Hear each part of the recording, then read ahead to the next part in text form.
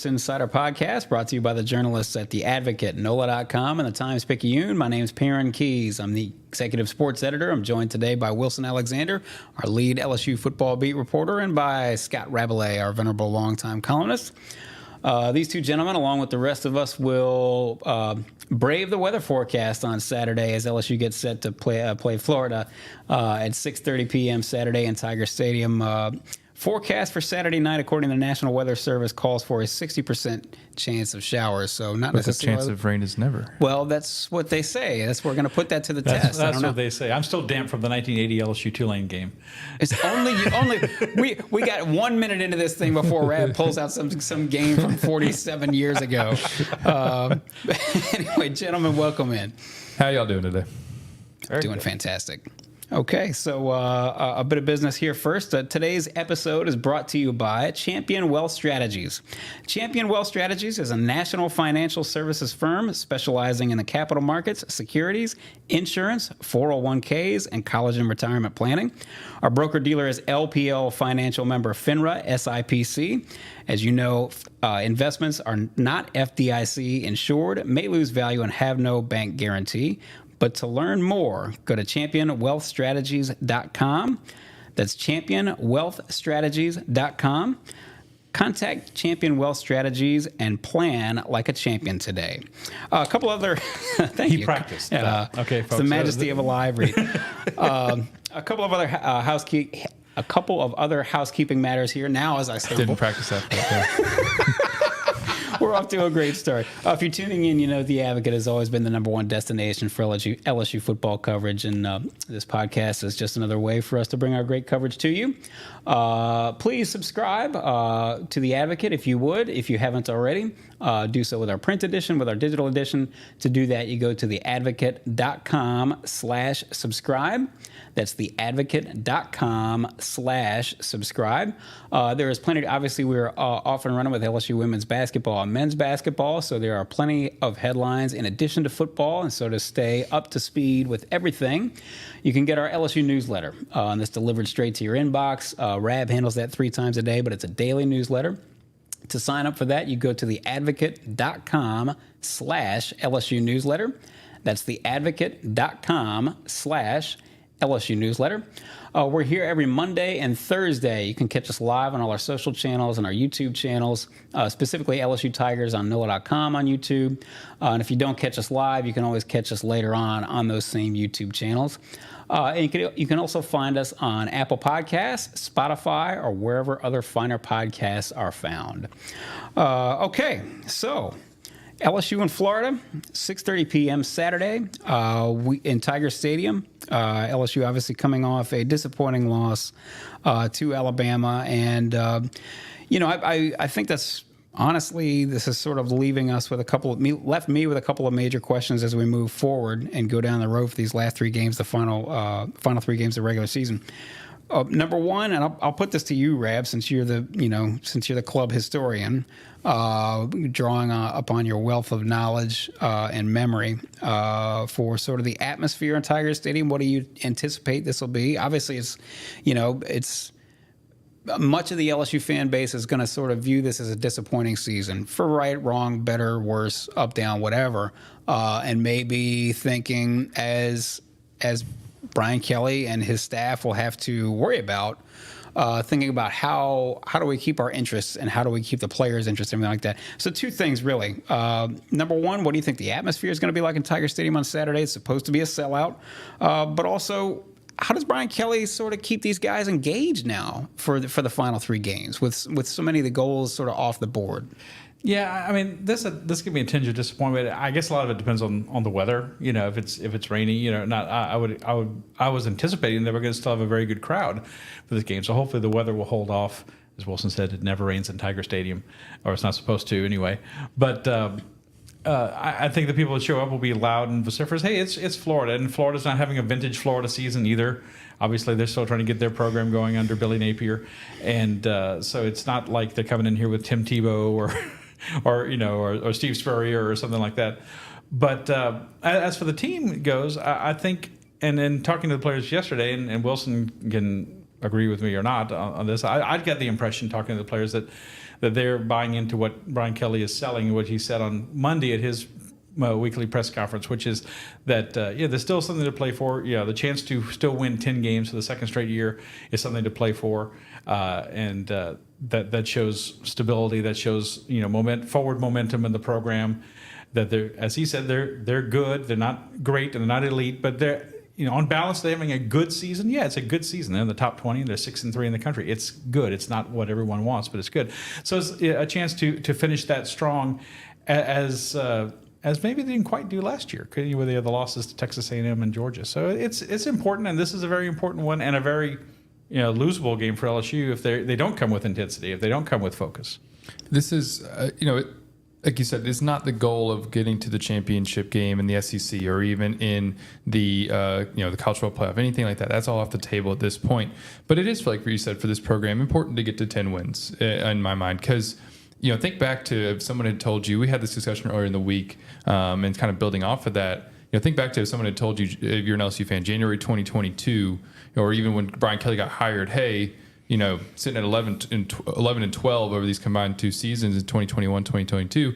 Oh, okay, well, over the next 2 years, you're going to have a chance at 2 back-to-back 10-win seasons and an SEC championship game appearance. Like, I think that people would probably have taken that, but it's obviously the context of this year is a little bit different and colors that as a disappointment. So, it is important still to get to 10 wins, to be able to have that to hang your hat on. And it's important, I think, for Brian Kelly to be able to show that he can keep everybody together, even when things aren't going quite how you want them to still be able to finish the season strong. That message of, good wasn't good enough in order, you do want to be great, you want to be elite, that he was saying publicly. LSU released footage of the post-game locker room against Alabama. That's the same thing he was telling the players, except with a little bit more fire and passion to it, right there in the post-game locker room. And so that is something that they've heard quite a bit.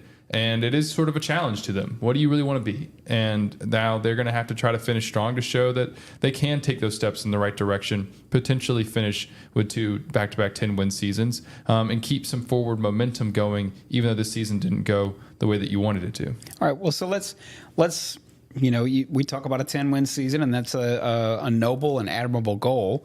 We're going to get to game predictions, obviously, for LSU and Florida here toward the end of the podcast, but. Since you guys bring it up, and that's as you say, it's an admirable goal, a goal worth shooting for.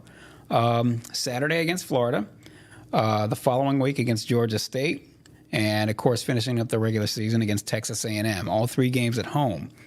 They would obviously have to win all 3 and then get to a bowl and win that bowl to get to 10 wins. Rab, we're a good way off, but do they do it?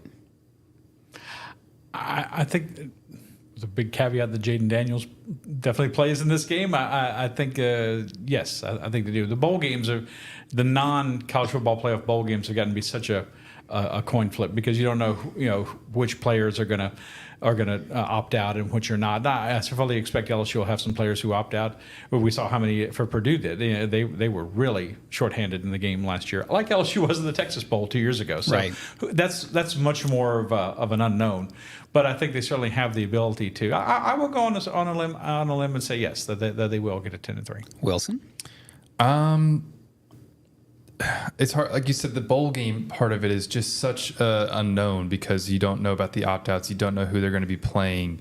And I was just thinking back to it for a second. This team hasn't won 4 straight games at any point in the season. No, it's lost 3 wins, lost 3 wins. Lost. Yeah, and so I'm gonna say no for that reason because to be consistent all the way through like that is something that they have not quite done.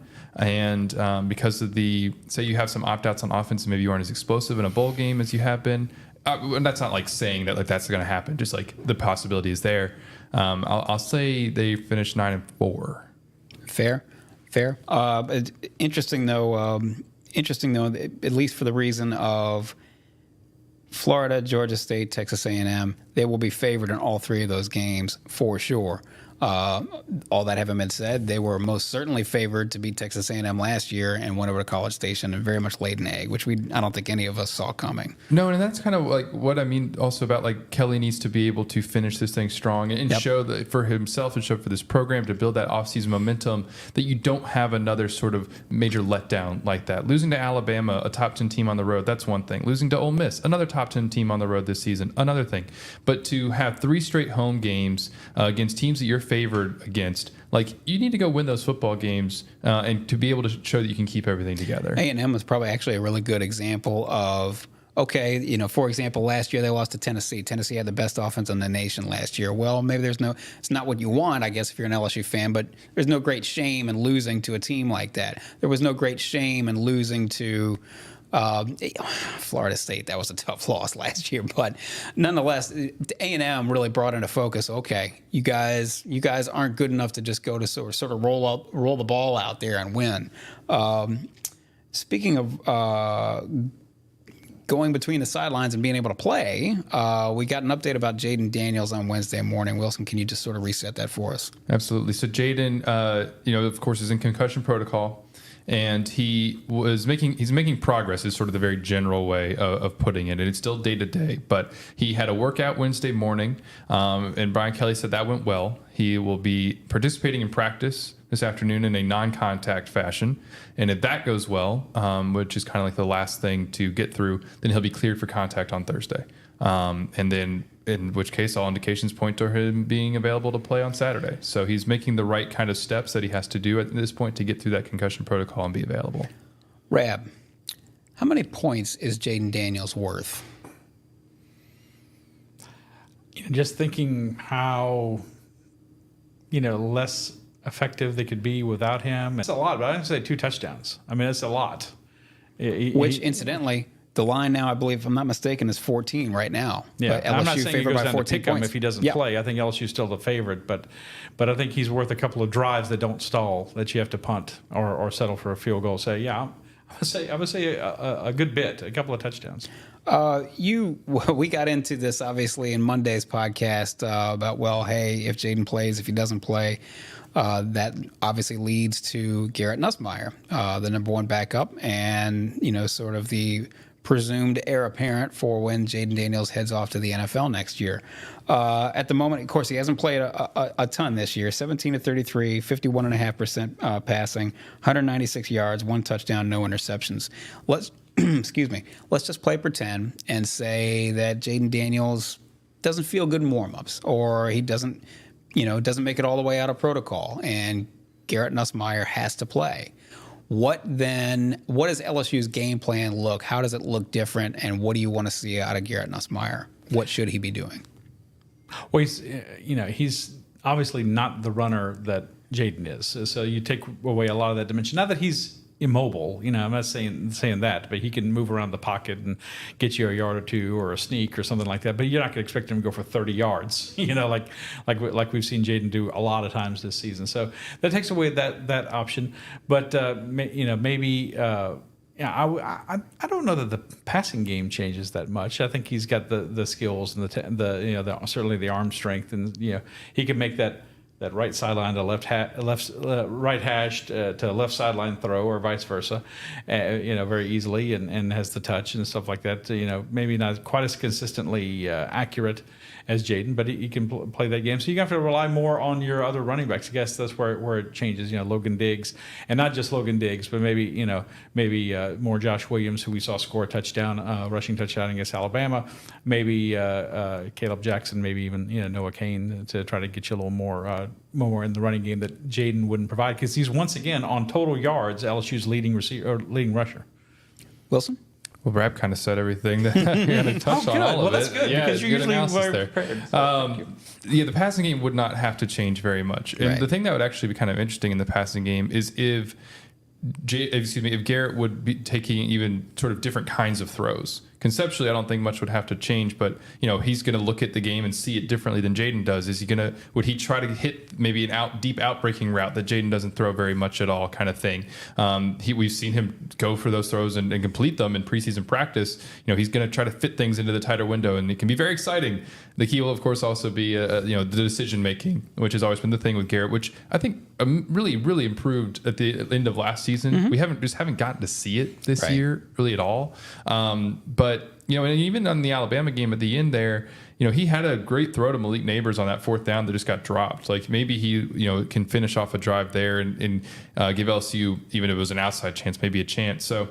The passing game I don't think has to change much, but like you said, it's the run game that would probably alter. LSU's done some design quarterback runs with Jayden. There's QB draws and things like that. We saw it particularly in the Missouri game. We saw it here against Alabama. It's been a consistent thing, and it was really key in those games. That you're not probably doing that with Garrett Nussmeier, right? And we asked Garrett Dellinger about this yesterday, and Kyron Lacey as well. And Garrett had, I think, the most interesting answer, which was LSU does so much zone read, inside handoff. Giving the quarterback that option to run.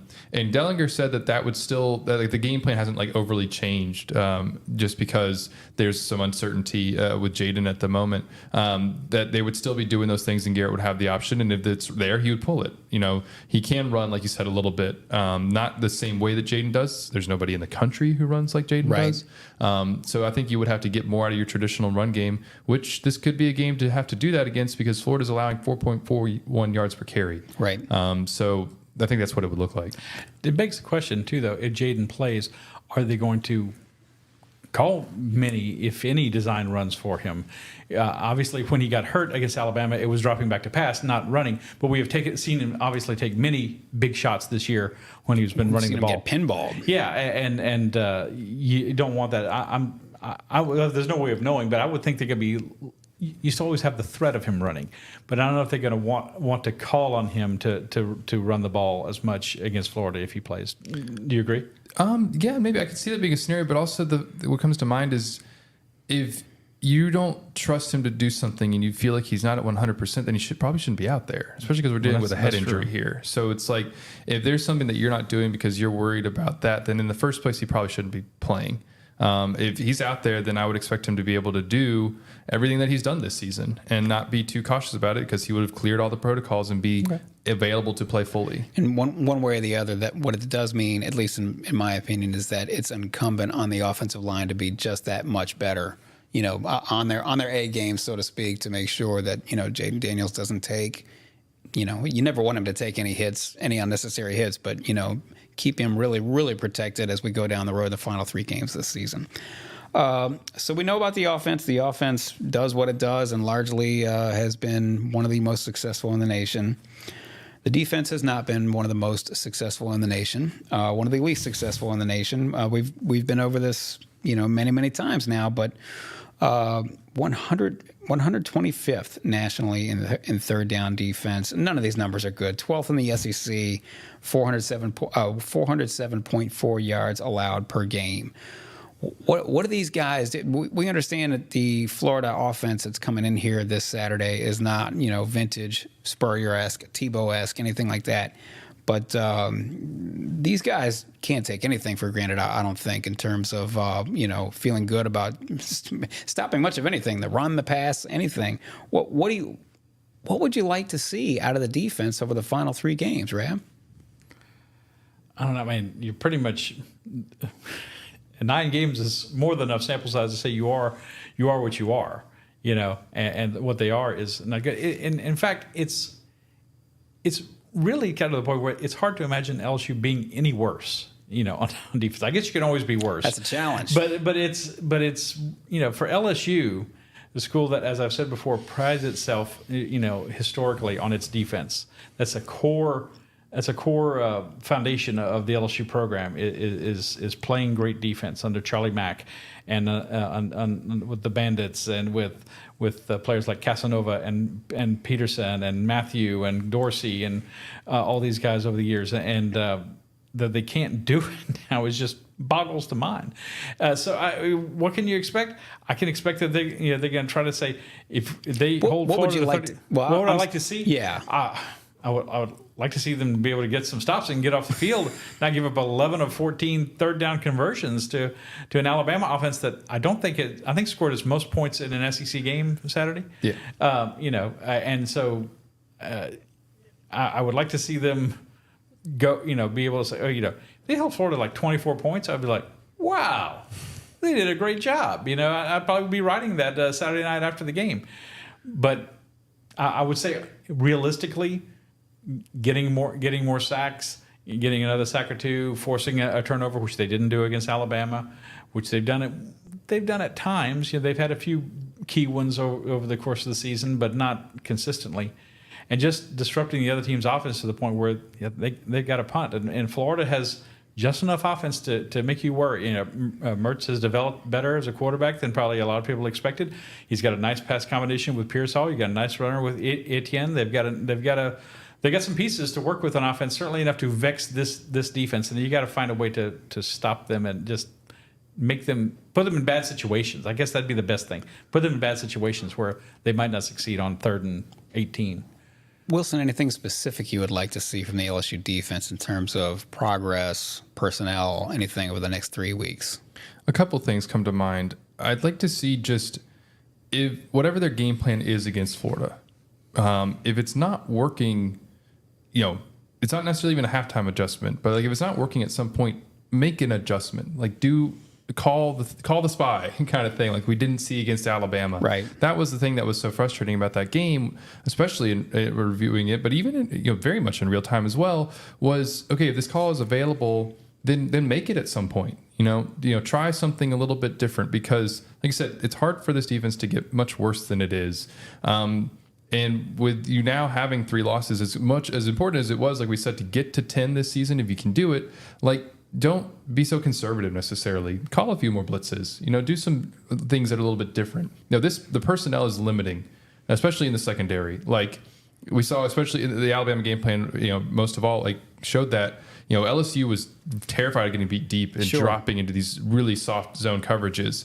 And okay, I can understand, the reasoning behind that. But, maybe try some different things here and there because what you've done to this point hasn't worked. So don't just keep doing the same thing over and over again. And if your game plan is in the middle of the Florida game isn't working, then adjust. And the other thing in terms of personnel, get Whit Weeks involved a little bit more, especially as you build toward next season.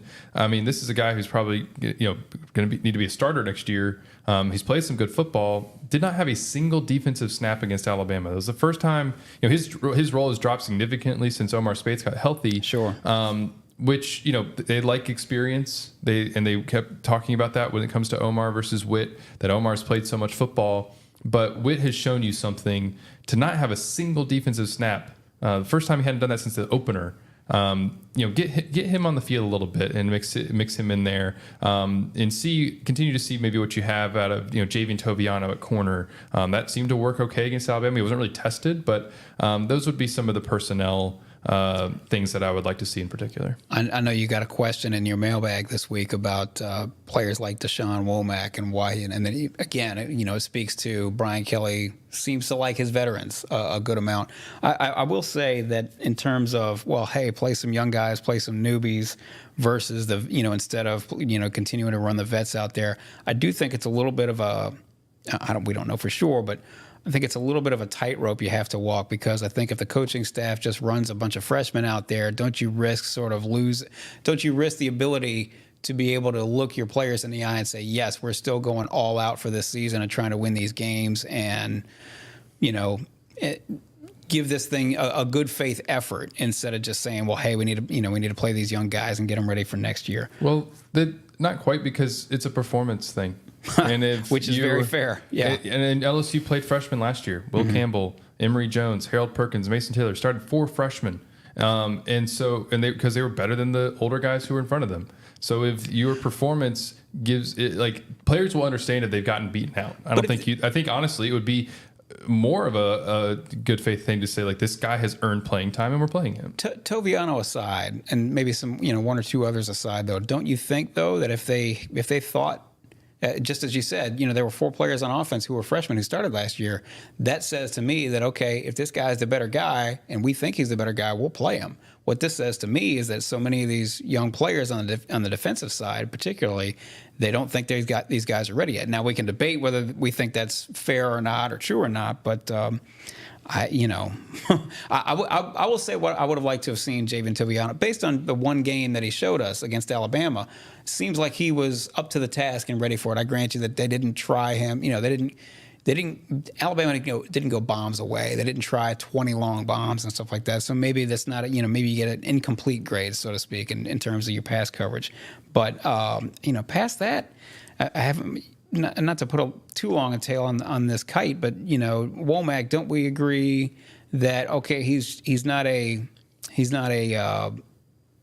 what's the word I'm looking for? He's not the complete player, I guess, for lack of a better way to put it. Is that fair? No, for sure. I mean, he is. We talked to Ovi Gofu about him a little bit yesterday or Tuesday. About Womack, and he was just saying, like, look, he's a freshman who's been here for like 2 semesters, and he needs to continue to develop, and that's kind of a very natural thing. There's nothing wrong with that, right? Even it's a 5-star, so you think like, maybe he can play right away, but you could tell very early on in preseason camp that physically he was not there yet. Mm-hmm. He was getting pancaked at times, and that's way back in August. He's come along since then, and it's certainly in some ways, but there's a maturation and a physical development that needs to happen there. I think both on and off the field, doing all the right things in order to, continue to become that kind of a player. And he is flashed in the Arkansas game. And although it's weird because like his snaps have been so limited since then, right. So it's really hard to say like, oh, he would be doing so much with them. But the snaps that he has gotten, his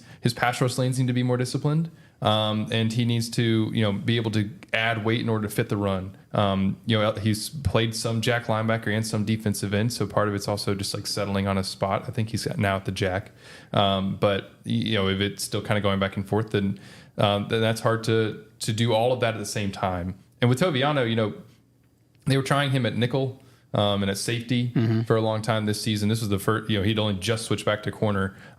So with him, it's also like figure out again, like settle his position. Like where is he going to be long term? So he can kind of take that development there and really get used to the spot.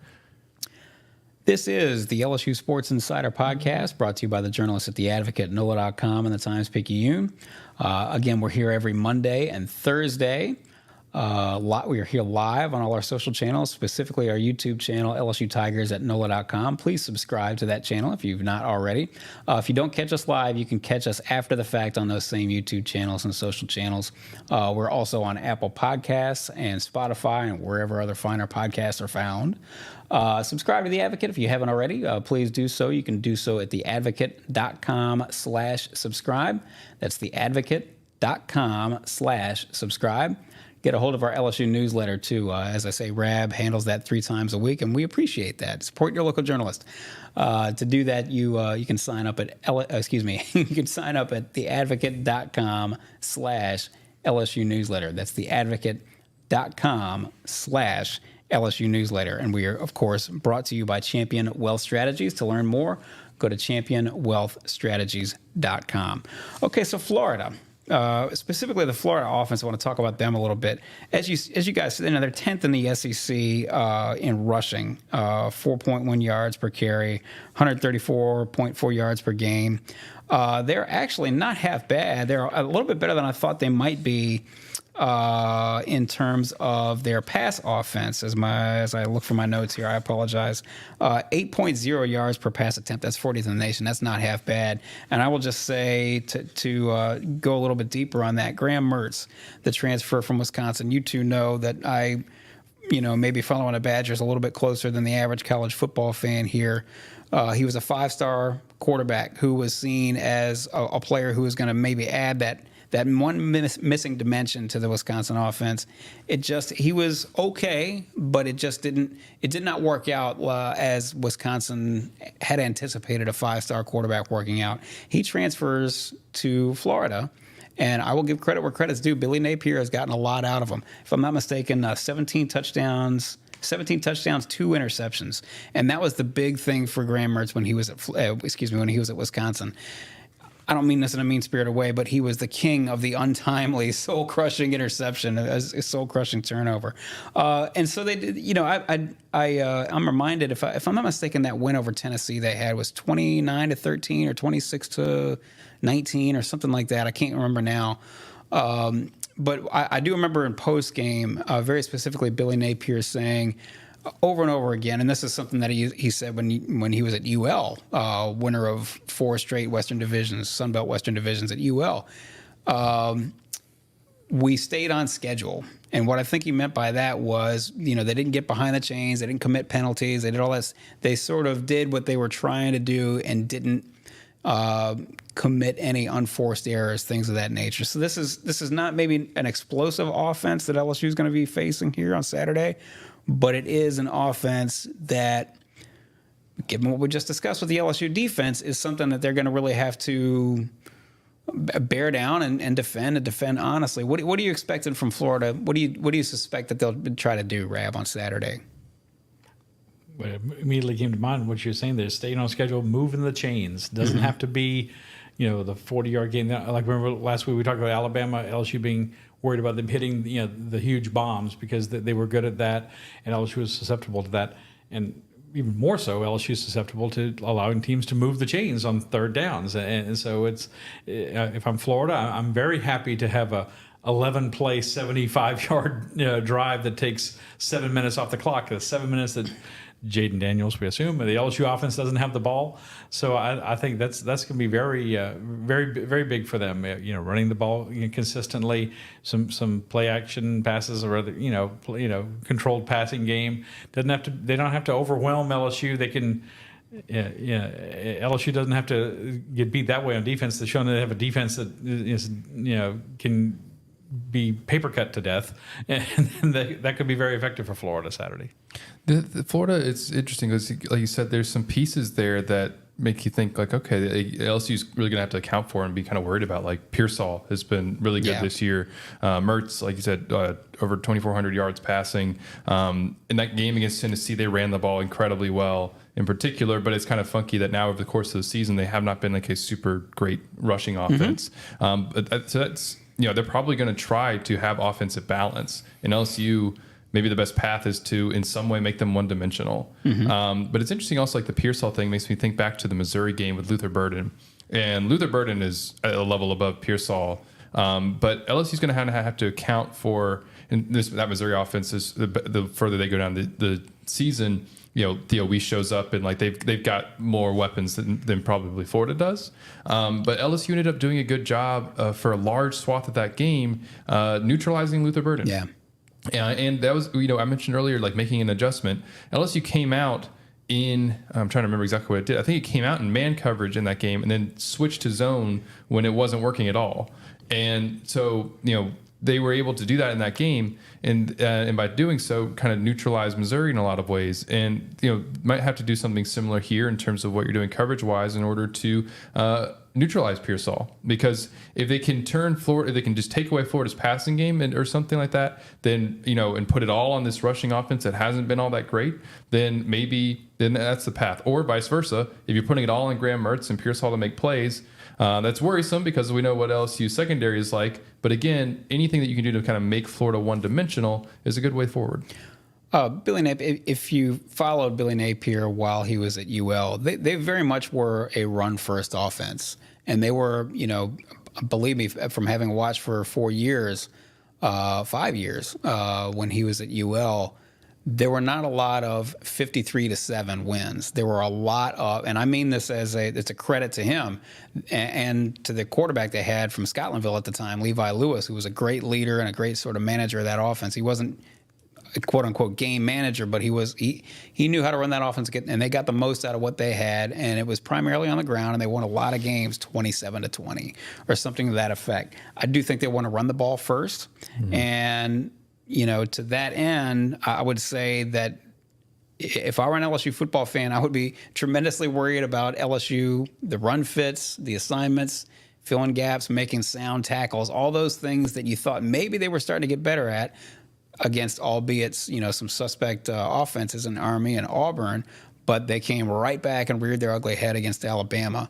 I would be frankly worried more so about the ground first, because if they establish the run and they start, I mean, my goodness, didn't Grambling average something like 9 yards per carry in the first half in that game all those months ago? Yeah, I can't remember now. It was a lot, but I mean, certainly their run fits were not good in that game, and we thought they got that cleaned up, and well, maybe they did, maybe they didn't. So anyway, we discussed earlier in this podcast about, hey, what would you like to see about the LSU defense, over the last these final 3 games? I would say tackle. Yeah. No, that's a great point. That's such a good point, because it's like one of the most fundamental things about the game, blocking and tackling, and we've had to talk about it all year. The tackling. I mean, LSU, according to PFF, missed 12 tackles against Alabama. That was the most that it had missed since the Ole Miss game. It, like you said, reared its head again, and yeah, that would be. I think that I might have to change my pick about making adjustments, because that would be like the most basic thing, is just do the fundamentals well. Brian Kelly talks about this all the time with this defense in particular, because it's not loaded with stars and you probably don't have the ability to do lots of different exotic, interesting defensive things. Like, just do the fundamentals correctly and you might be in a better position. They talk all the time. Greg Penn brings this up because we end up talking to Greg Penn quite a bit. LSU just kind of decides who's available post game and who comes during the week.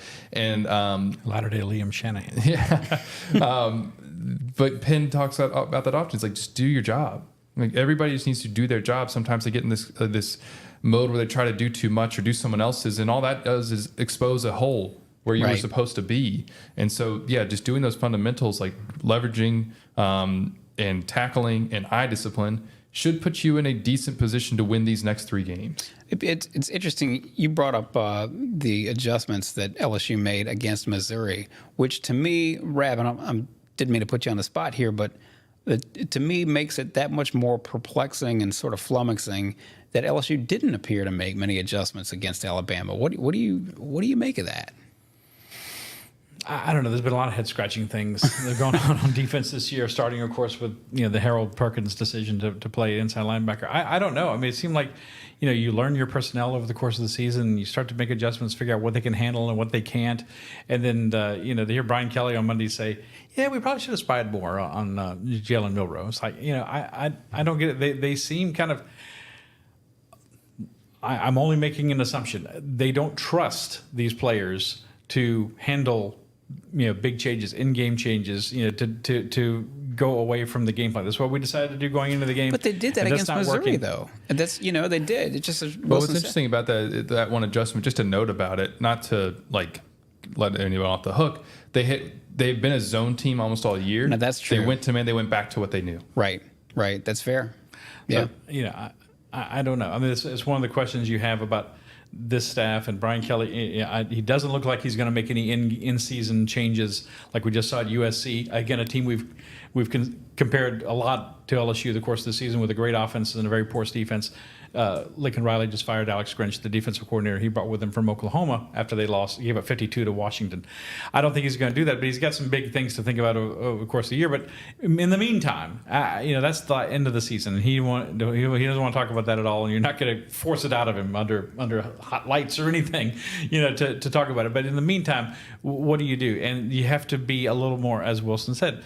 If that's not working, let's try that. You might as well. You're giving up big yards and big plays anyway, and superlatives that have never existed before. Jalen Milroe is the first quarterback in Alabama history to rush for 4 touchdowns in a game. Right. You think in the wishbone days somebody would have done that. So be willing to try something. If it doesn't work, try something else. And I don't claim to be an X's and O's person per se, but I do think they seem kind of unwilling to bend away from the game plan, because I have to assume because they don't think the players can handle it very well. I will say this, and you guys can tell me. I'm going to throw something out there. You guys tell me if I'm full of malarkey or not. You mentioned that Brian Kelly, hey, you're not going to get him under the bright lights and sweat it out of him as to whether he's going to make a decision or not on coaching, and that, hey, I'm focused on Florida and all that kind of stuff. Which, I mean, that's the right answer to give. But by the same token, I did note that on Monday during his press conference, he did not stand up and say, look, hey, we've had a rough year. We've had a rough couple of years here. These are growing pains, so on and so on and so forth. But you know what? Matt House is my guy. I'm standing behind him. I'm not worried about him. He's going to get this thing straight. We're going to get this thing straight. All is well, and we'll see you down the road with him and all that. didn't say that. Am I making too much out of that? Am I being a little too early and a little too presumptuous that is a sign that maybe the two of them are not all the way on board together and in lockstep, and changes could potentially be afoot? Or are we just? Is it just too early to start trying to figure out what's going to happen there? No, so I don't think I think you're maybe drawing something out of the press conference, drawing too much out of the press conference comments, in that, like, the last time that Brian Kelly fully full-throatedly defended Matt House was right after the Ole Miss game, and he was asked directly about Matt House. The only question that was asked to Brian Kelly in his press conference on Monday specifically is related to the defensive staff. I asked, it was, how would you evaluate your defensive coaching staff at this point in the season? And he took that very broadly, ended up sort of evaluating the defense, not really the coaching very much at all. And so he was never really directly asked about Matt House. At the same time, there's I don't think that you would be wrong to think that there are staff changes coming. You can't. Performance speaks for itself, and it would be a surprise if something did not get shaken up. Whether that includes Matt House, who that includes, all that is probably where we're getting a little bit too far ahead of ourselves. Right. But you can't go through a season like this and not make some kind of change in the offseason. We saw it last year with special teams. Sure. That's Your true. special teams are bad. They've made a change in order to improve. And Brian Polian was one of his guys. Yeah, one of his guys. He wasn't throwing him under the bus or anything like that during the course of the season. But when the season came over, it was like, this has to improve. I can imagine when that conversation was like, Brian, you're one of my guys, but I got to make a move, and I got to think there will be. But that's not one of the tells Brian Kelly has. He talked a lot about the players and all this. And again, it's a collective problem on defense. It's not Matt House. There's plenty of blame to go around. Sure, plenty of blame to go around, and tackling and being being fundamentally sound and not trying to over pursue or do things that aren't your assignment. Those can be things that are attributed to the players, but it's going to be something that has to change. Like, he knows, and he's been a head coach for over 30 years. He talks about being elite and getting to that level and being that level that this is why I came to LSU. It wasn't to play defense like this. And so I'm sure there's some kind of changes coming in the offseason, but that includes recruiting better on defense, and that is something that has been lacking compared to what they've done on offense. Maybe it's good fortune. The transfers like Jayden and like Logan Diggs have really panned out in a tremendously good way, a positive way for you. And on defense, they haven't. It's been much more hit and miss. Maybe that's just the breaks of the game. But I got to think some of those things have to change, because they're never going to get there at this rate. You're not going to be that championship program that you want to be playing defense like this. Well, also, it's interesting that you mentioned the recruiting piece of it, because that is so important for this program long term.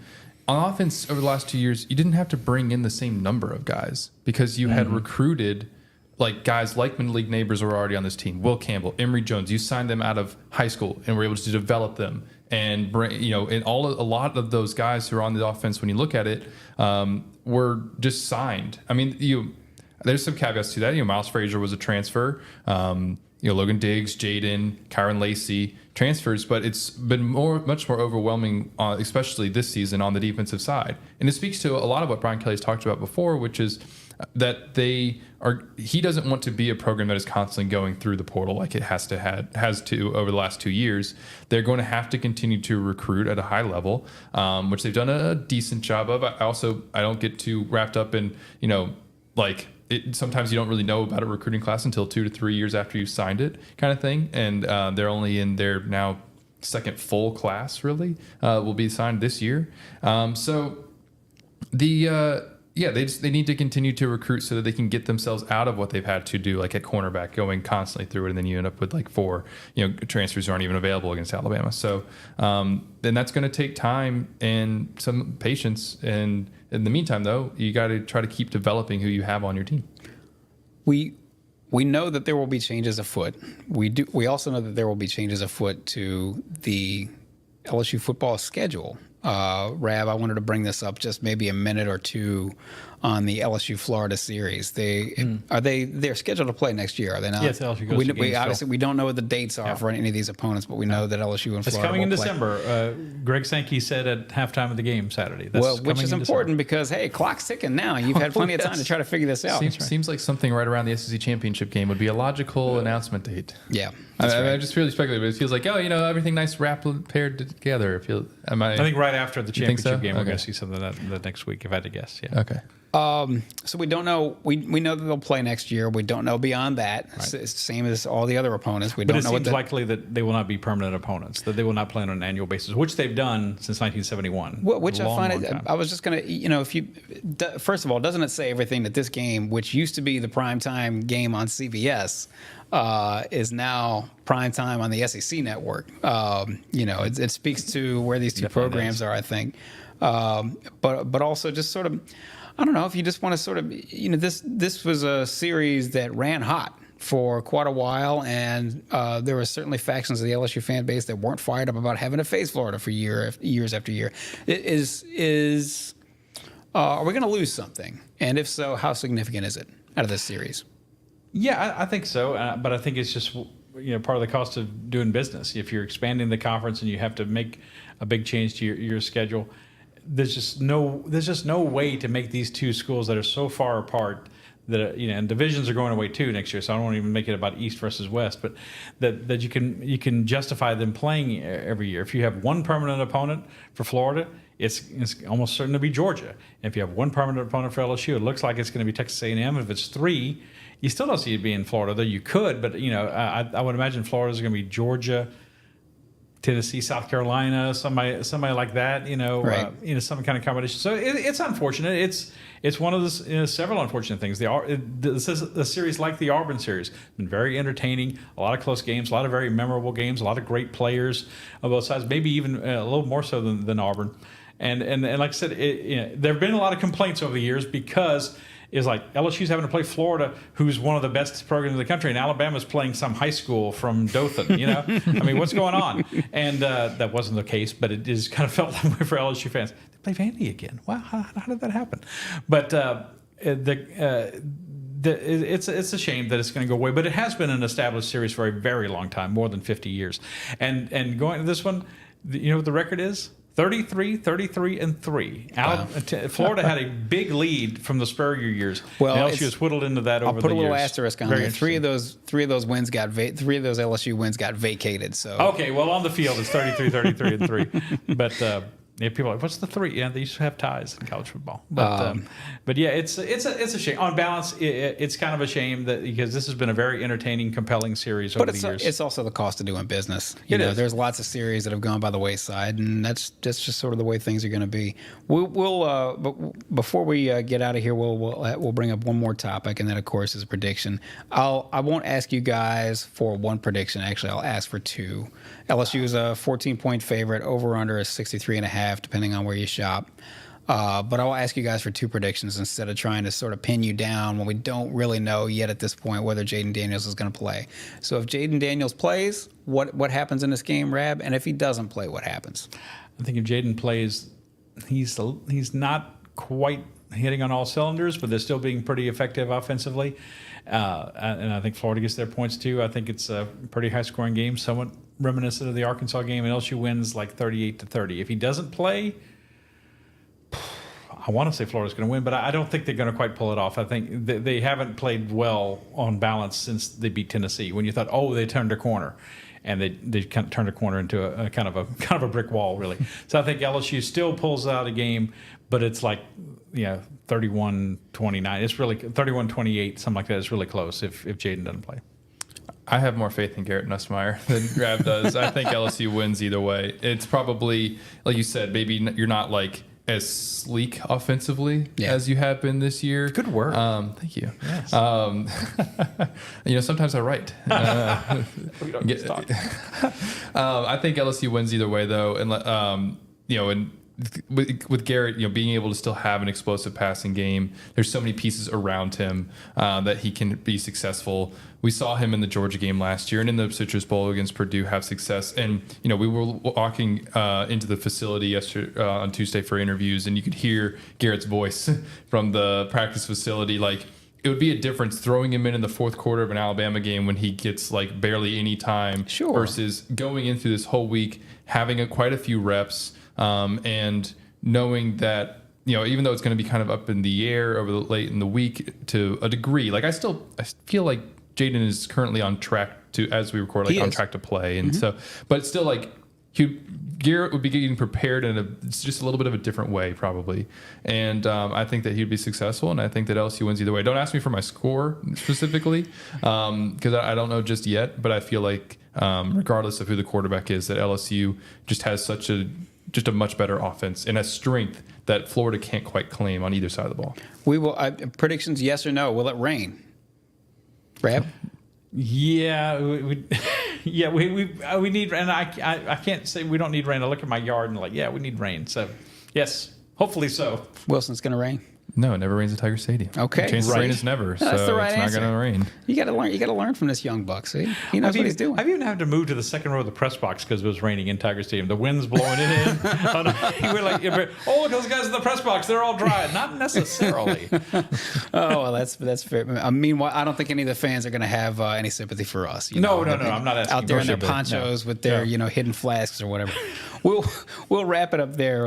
As we say, we are here every Monday and Thursday on all our social channels and our YouTube channels, specifically LSU Tigers on NOLA.com. Please subscribe to that channel.